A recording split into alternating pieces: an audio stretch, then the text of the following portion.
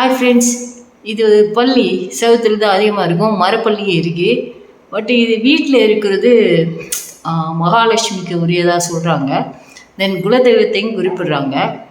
And அதே போல் இதை அடித்தா தோசைன்னு சொல்லுவாங்க, பள்ளி தோசைன்னு.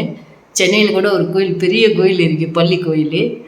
தென் அதே போல் இஸ்லாத்தில் எப்படி சொல்லுவாங்கன்னா, பள்ளி அடித்தா 10 நன்மைன்னு சொல்லுவாங்க. இது அடித்தோம்னா 10 நன்மை அப்படின்ட்டு. தென் இது இது கத்தும்போது சவுண்டு கொடுக்கும். அந்த சவுண்டு கொடுக்கும்போது ஓகே அது சக்ஸஸ் அப்படி சொல்லிடுவாங்க. சம்டைம் யாருக்காவது ப்ராப்ளம்னா ரொம்ப சத்தம் போட்டுகிட்டே இருக்கும், சவுண்டு கொடுத்துக்கிட்டே இருக்கும். தென் இதில் ரொம்ப பிளாக் பள்ளியை துஷ்ட சக்தின்னு சொல்கிறாங்க. துஷ்ட சக்தி மீன்ஸ் யார்? முன்னோர்கள் தான்.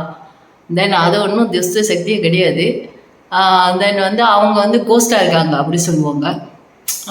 இது இதோட இன்னும் கொஞ்சம் கோல்ட் கலரில் இருக்குல்ல பள்ளி, கொஞ்சம் லைட் கோல்ட், அது வெரி குட். அதில் மகாலட்சுமி இருக்கிறதா சொல்கிறாங்க.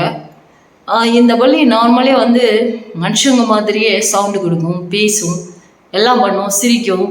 அதை வாட்ச் பண்ணிகிட்டு இருக்கவங்களுக்கு தான் தெரியும். நல்லா சாப்பிடும்.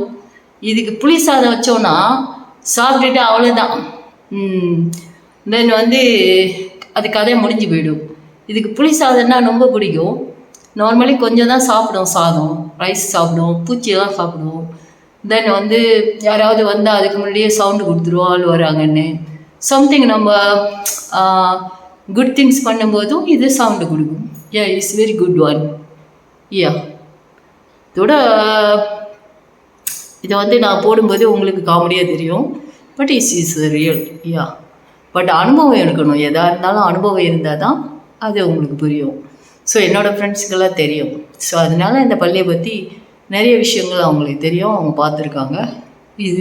இது நல்லா சிரிக்க கூட செய்யும்.